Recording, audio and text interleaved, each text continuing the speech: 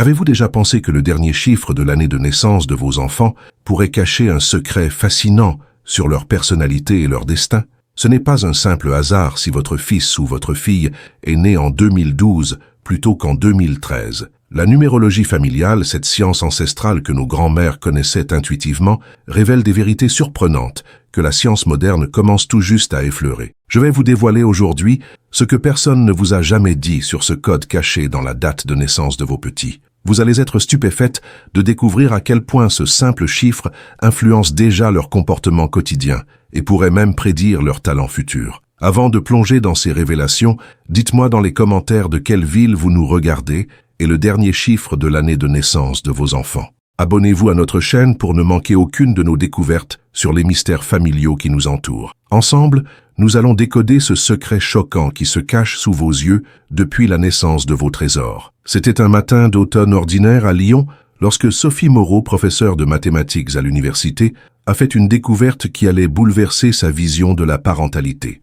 Mère de 3 enfants, Léo né en 2007, Emma né en 2010 et le petit Lucas né en 2015, Sophie n'avait jamais prêté attention aux derniers chiffres de leurs années de naissance. Pourtant, ce jour-là, en corrigeant des copies d'examen, elle remarqua une corrélation étrange entre les comportements de ses propres enfants et ce fameux dernier chiffre. « Est-ce vraiment possible ?» se demandait Sophie en feuilletant un vieux livre de numérologie hérité de sa grand-mère Mathilde. Le livre, relié de cuir usé par le temps, contenait des annotations dans les marges, écrites d'une main tremblante. « Le dernier chiffre révèle l'essence de l'âme », avait griffonné sa grand-mère à côté d'un tableau de correspondance numérique.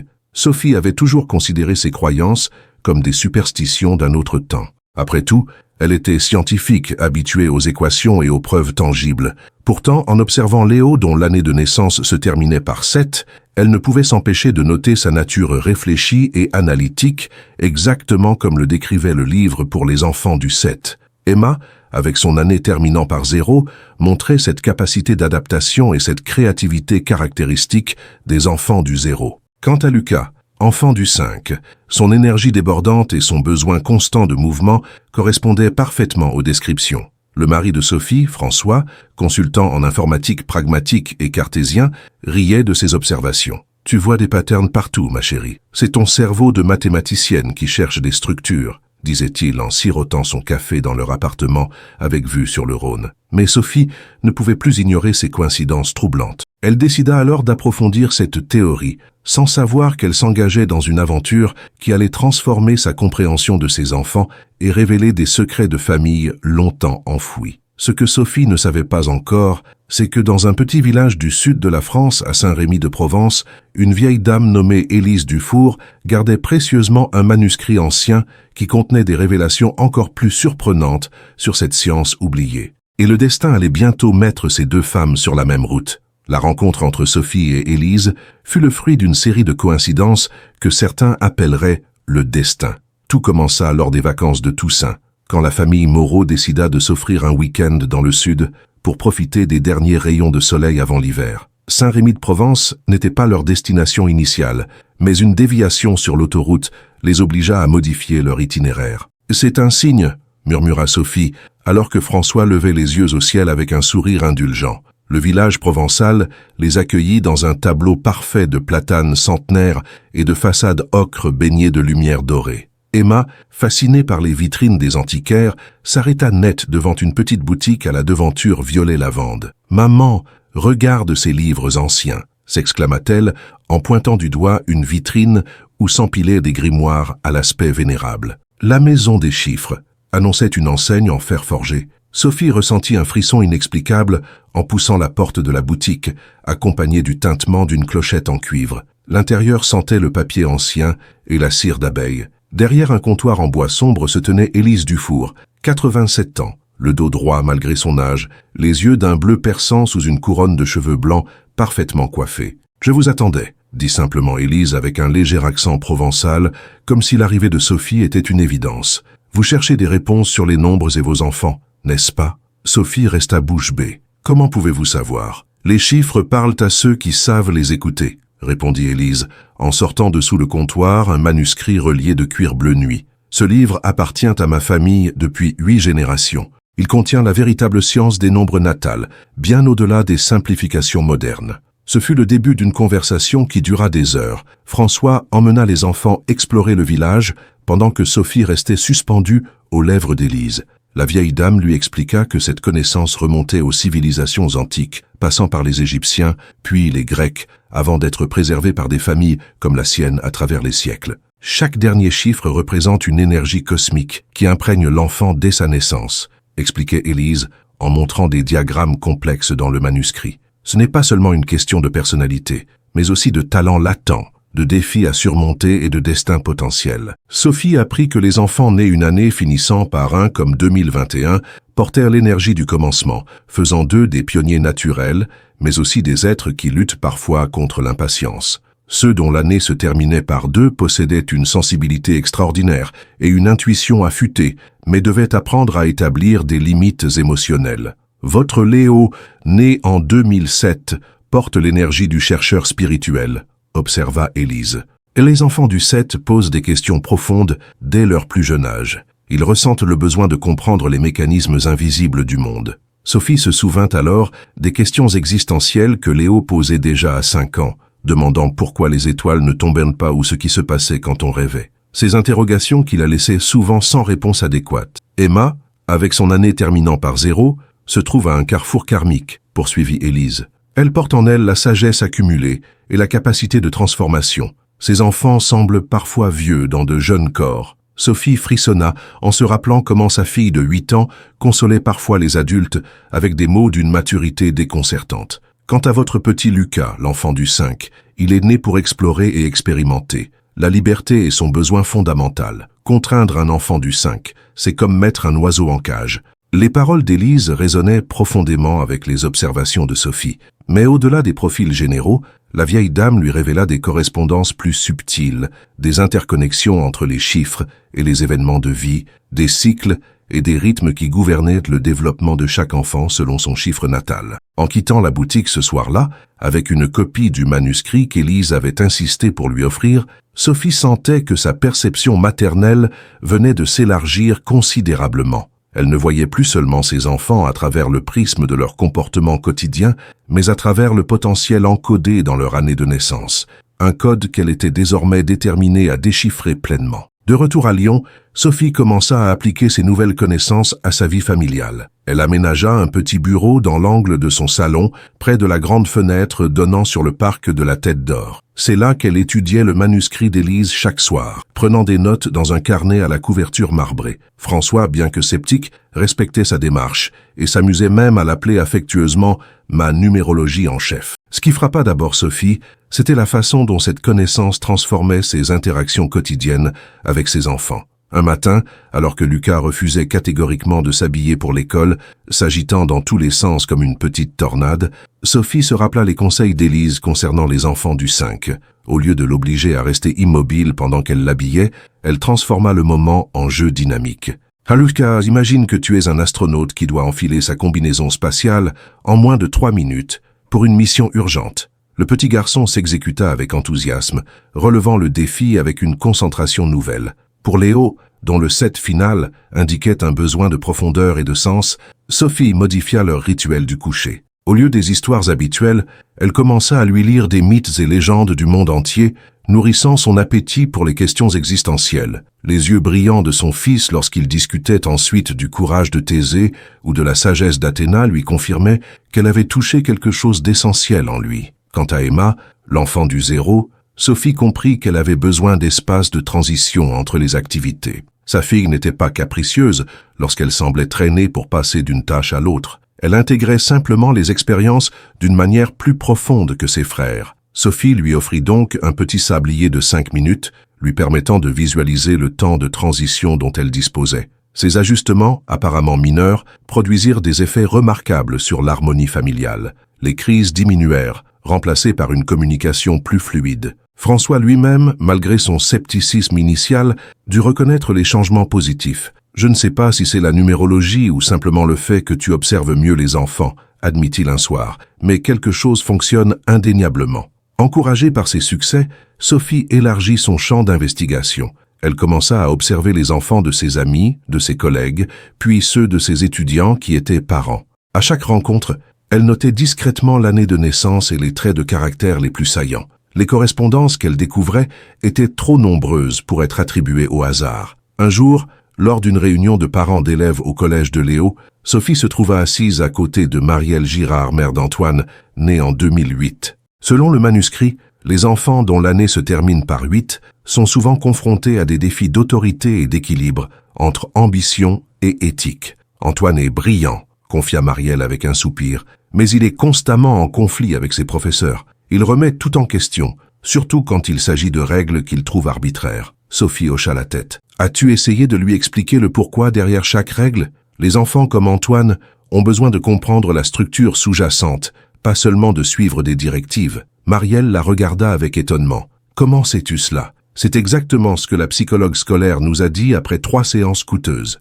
Ce type d'échange devint fréquent dans la vie de Sophie. Sans s'en rendre compte, elle était devenue une sorte de conseillère informelle pour les parents désorientés. Sa réputation se répandit d'abord dans son cercle proche, puis plus largement dans la communauté lyonnaise. Des collègues, puis des inconnus commencèrent à la solliciter pour des conseils sur l'éducation de leurs enfants.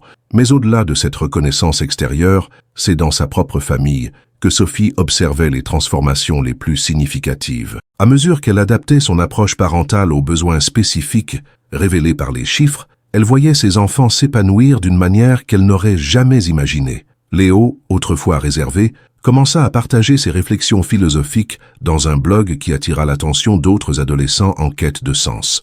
Emma développa un talent artistique remarquable, mélangeant les styles avec une intuition qui impressionnait même ses professeurs d'art plastique. Et le petit Lucas canalisa son énergie débordante dans l'apprentissage précoce des langues, jonglant avec les mots français, anglais et espagnol avec une aisance étonnante pour son âge. « Nous ne faisons que révéler ce qui était déjà là », expliquait Sophie à François qui s'émerveillait de ses évolutions. « Les chiffres ne créent pas les talents, ils les mettent en lumière. » Un soir d'hiver, alors que la neige tombait doucement sur Lyon, transformant la ville en décor de cartes postales, Sophie reçut un appel inattendu. C'était Élise Dufour, dont la voix semblait plus fragile qu'à leur rencontre. « Ma chère Sophie, les chiffres m'ont parlé cette nuit », annonça la vieille dame sans préambule. « Il est temps pour vous de prendre la relève. » Un pressentiment étrange étreignit le cœur de Sophie. « Que voulez-vous dire, Élise ? La connaissance doit circuler pour rester vivante. Vous avez prouvé que vous étiez digne de la transmettre.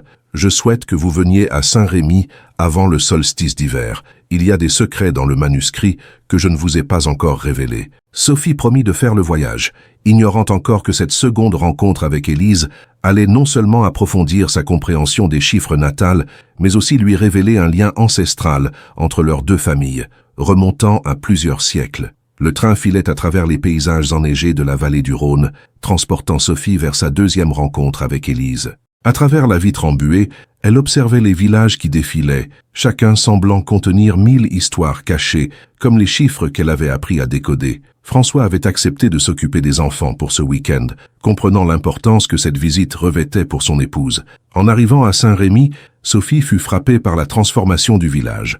L'atmosphère méditerranéenne qu'elle avait connue en automne avait cédé la place à une quiétude hivernale. Les platanes dénudés dressaient leurs branches vers un ciel d'un bleu cristallin, et les façades des maisons semblaient plus intensément colorées dans la lumière rasante de décembre. La boutique d'Élise paraissait inchangée, comme suspendue dans le temps. La clochette tinta de la même façon lorsque Sophie poussa la porte, mais l'atmosphère semblait différente, plus solennelle. Élise l'attendait, assise dans un fauteuil ancien près d'une cheminée où crépitait un feu de bois d'olivier. « Vous êtes venu », constata simplement la vieille dame avec un sourire qui illumina son visage ridé. « Les chiffres ne mentent jamais. » Sophie remarqua qu'Élise avait disposé sur une table basse plusieurs objets intrigants. Une boîte en bois sculpté, un pendule en cristal et un cahier à la couverture de soie brodé de symboles qu'elle ne reconnaissait pas. « Asseyez-vous, mon enfant », invita Élise en désignant un fauteuil face au sien. « Ce que je vais vous révéler aujourd'hui va au-delà des simples correspondances entre chiffres et personnalités.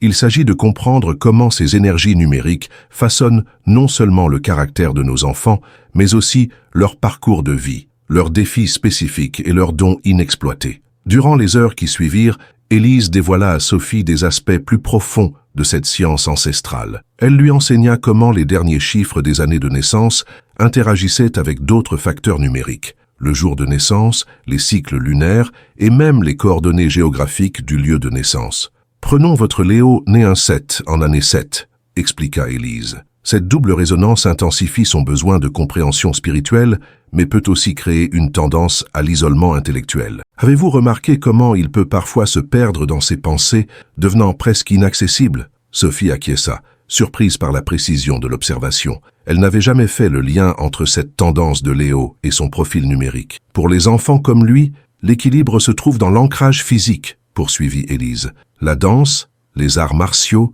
le jardinage, toute activité qui reconnecte à la terre et au corps. Ces conseils pratiques et personnalisés se succédèrent, Élise parcourant avec Sophie le profil détaillé de chacun de ses enfants. Pour Emma, elle recommanda des rituels de transition incluant des éléments d'eau, comme un bain relaxant, avant les moments importants. Pour Lucas, elle suggéra de canaliser son énergie du 5 à travers des défis physiques structurés, comme l'escalade ou le parcours d'obstacles. Mais ce qui bouleversa le plus Sophie, ce fut la révélation qui vint ensuite. « Il est temps maintenant », annonça Élise en ouvrant la boîte en bois sculpté. Elle en sortit un médaillon en argent vieilli, orné d'une spirale et de 9 petites pierres serties tout autour. « Ceci est l'énéagramme du gardien.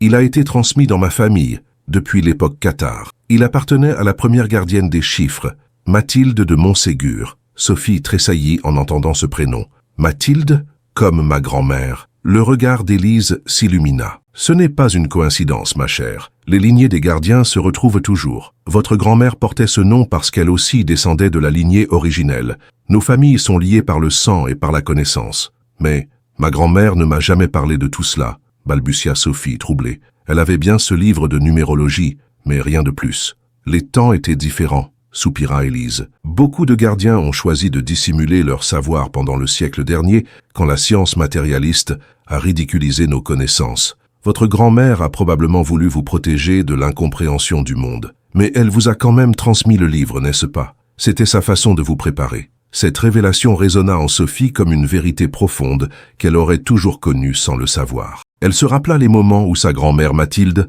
l'observait avec une intensité particulière, comme si elle cherchait quelque chose dans ses yeux. Ces instants prenaient soudain un sens nouveau. Les enfants nés les années se terminant par certains chiffres ont une sensibilité particulière à cette connaissance, expliqua Élise.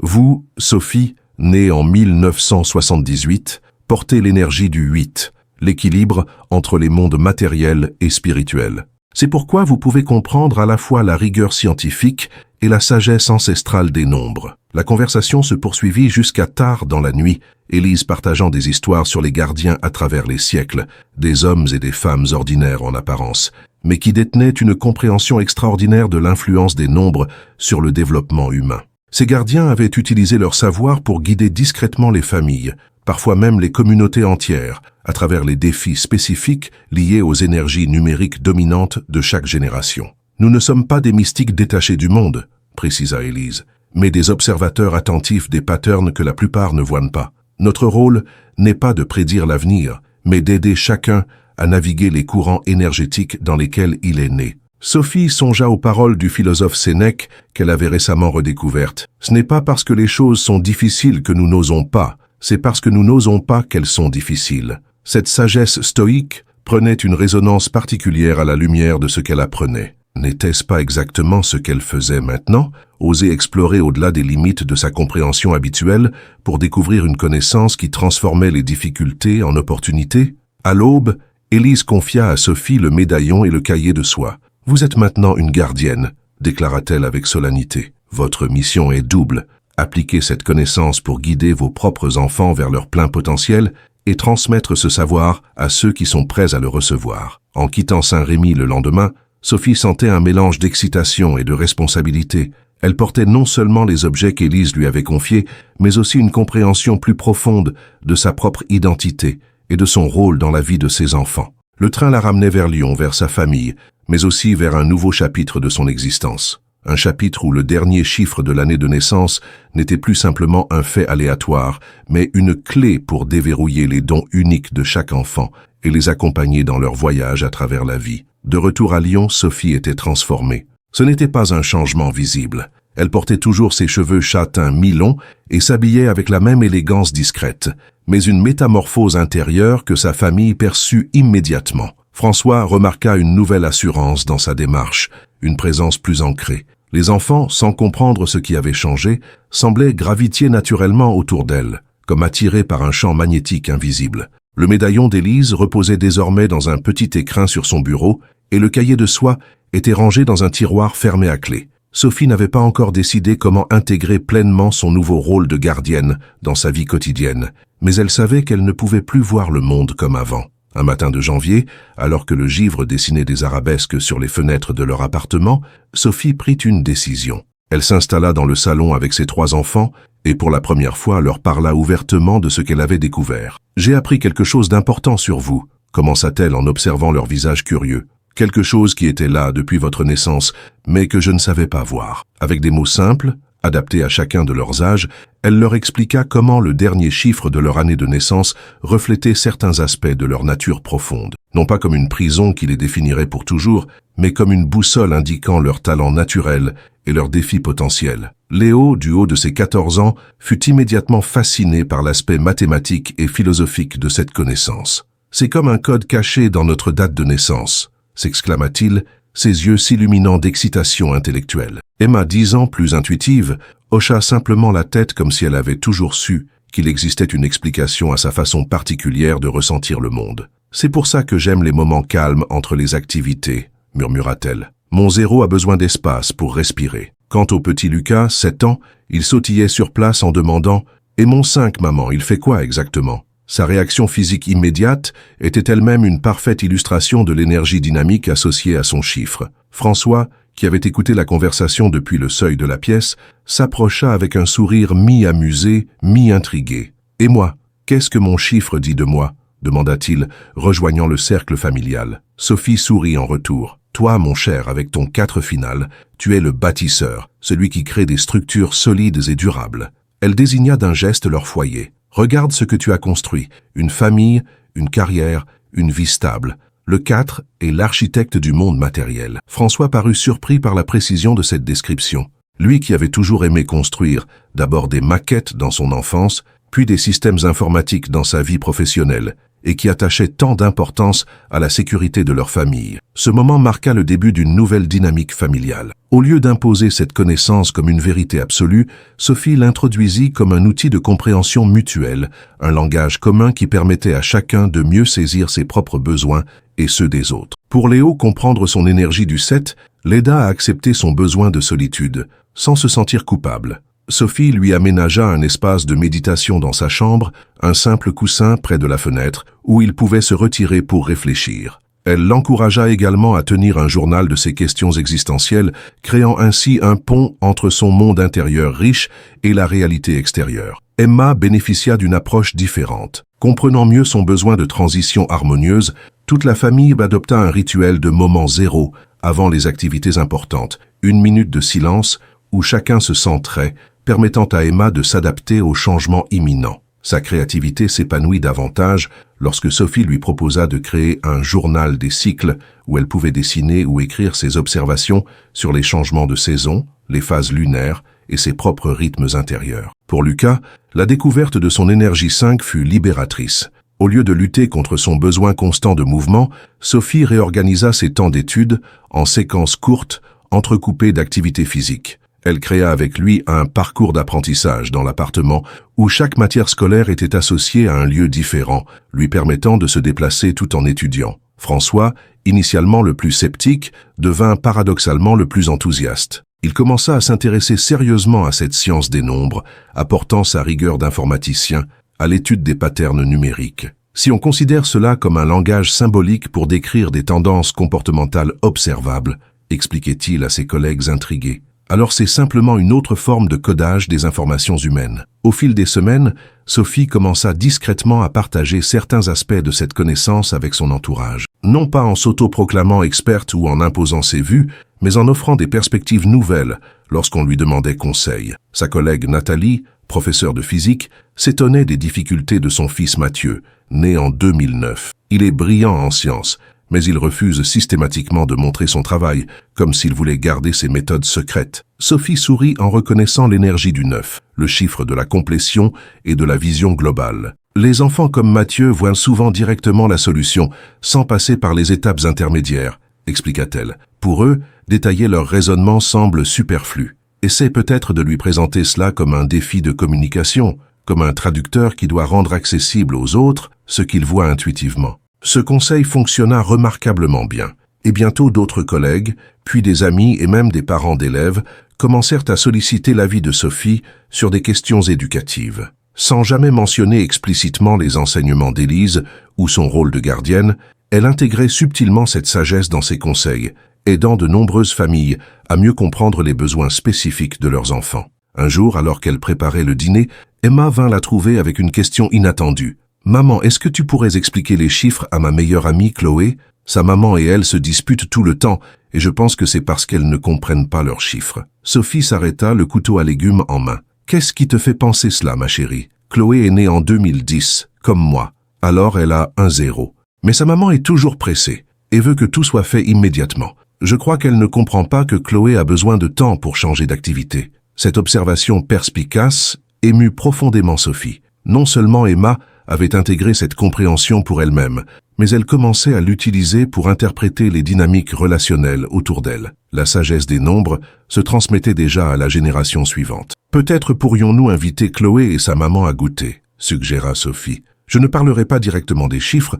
mais je pourrais observer et peut-être offrir quelques idées qui pourraient les aider. » Ainsi commença ce que Sophie appellerait plus tard ses goûters d'harmonisation, des rencontres informelles, où sous couvert de simples moments conviviaux, elle créait un espace où parents et enfants pouvaient se découvrir de nouvelles façons d'interagir, guidés subtilement par sa compréhension des énergies numériques. Ces rencontres prirent de l'ampleur, se transformant progressivement en un petit réseau de familles qui partageaient expériences et conseils. Sans le proclamer ouvertement, Sophie était devenue ce qu'Élise avait prédit, une gardienne moderne de cette connaissance ancestrale, l'adaptant aux besoins contemporains et la rendant accessible dans un langage que les parents d'aujourd'hui pouvaient comprendre et appliquer. Un soir de printemps, alors que les premières fleurs éclosaient dans le parc de la Tête d'Or, François trouva Sophie assise sur leur balcon, contemplant les étoiles. « À quoi penses-tu » demanda-t-il en s'asseyant près d'elle. « Je pense à tous ces enfants » répondit-elle doucement. « Des millions d'enfants qui grandissent sans que personne ne reconnaisse vraiment leur nature essentielle, leur façon unique d'être au monde. Des enfants qui s'efforcent de s'adapter à des attentes qui ne correspondent pas à qui ils sont vraiment. » François prit sa main. « Tu ne peux pas sauver tous les enfants du monde, Sophie. »« Non, » acquiesça-t-elle, « mais je peux partager cette connaissance, une famille à la fois. Et chaque enfant qui grandit en étant vraiment vu et compris devient un adulte capable de voir et comprendre les autres. » C'était là sa mission, réalisa Sophie. Non pas simplement d'appliquer cette sagesse numérique à sa propre famille, mais de la diffuser comme des ondulations sur l'eau, touchant d'abord son cercle proche, puis s'élargissant progressivement. Un jour, peut-être, cette compréhension des chiffres natals et de leur influence sur le développement des enfants deviendrait une connaissance commune, un outil accessible à tous les parents. En observant le ciel étoilé, Sophie sentit une profonde gratitude envers Élise, envers sa grand-mère Mathilde et envers toute la lignée des gardiens qui avaient préservé et transmis cette sagesse à travers les siècles. Elle était désormais un maillon de cette chaîne, reliant le passé au futur, portant la lumière de cette connaissance dans un monde qui en avait tant besoin. Et quelque part dans l'immensité du cosmos, les étoiles semblaient scintiller en réponse, comme pour confirmer que les secrets des nombres continueraient d'être révélés à ceux qui savaient vraiment regarder. Chers amis, nous arrivons au terme de cette exploration fascinante du secret caché dans le dernier chiffre de l'année de naissance de nos enfants. Ce voyage nous a mené des observations intuitives de Sophie jusqu'aux profondeurs d'une sagesse ancestrale, révélant comment ces simples chiffres peuvent éclairer notre compréhension de ceux que nous aimons le plus. Ce que j'aimerais que vous reteniez, c'est que cette connaissance n'est pas simplement une curiosité intellectuelle, c'est un outil puissant pour transformer votre relation avec vos enfants. Comme Sophie l'a découvert, comprendre l'énergie numérique innée de votre enfant peut vous aider à dépasser les frustrations quotidiennes et à créer un environnement où il peut véritablement s'épanouir. Imaginez-vous demain matin observant votre enfant avec ce regard neuf. Si votre fille est née une année se terminant par 3, vous reconnaîtrez peut-être son besoin d'expression créative